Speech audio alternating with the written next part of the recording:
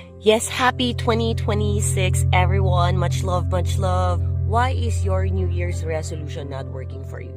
Bakit New Year's resolution are bound to fail? Well, basically, number one, it's because you know that you cannot follow through and you don't follow through.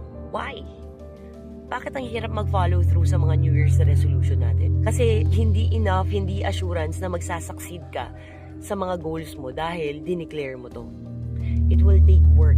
It will take discipline, and it will take consistency and momentum. So, hindi madali ang progress dahil, number one, hindi pa natin nako-convince ng sakto yung brain natin into believing that we already are that person. Gusto lang natin papaniwalain yung sarili natin na kaya natin. Pero dahil tao tayo, meron tayong distinct na design as a human creature, lalong-lalo na yung utak natin. It's not easy to follow through.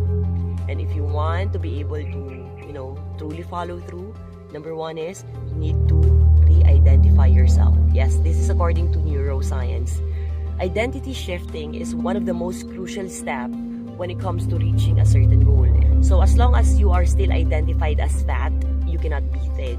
So as long as you are still identified as sick, you cannot be healthy.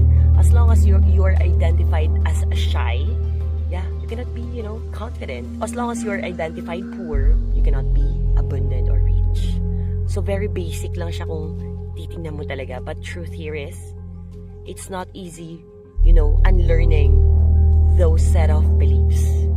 Because the brain, it has a certain function. The brain doesn't take suggestion that fast.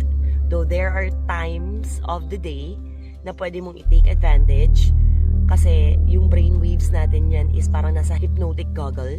So whatever it is that you feel and command during that time, you can easily reprogram that in your mind. I encourage you guys this year 2026, learn more about neuroscience so that you can learn more about you. Neuroscience are for those individuals na nagsisik ng understanding, deeper understanding, knowing sa design nila as a human creature. Kasi hindi madali maging tao, guys. Kasi walang user's manual na binigay sa atin.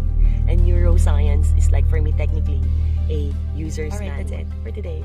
Have an abundant, prosperous, wealthy, rich, kind, loving, grounded, humble, healthy, fun, joyful, ahead. Yes, for us all. This year is our year. We claim it. Have a great day ahead. Happy 2026 from Connected Ground and iNet Radio. This is E. Much love, namaste, and Hiraya Manawari.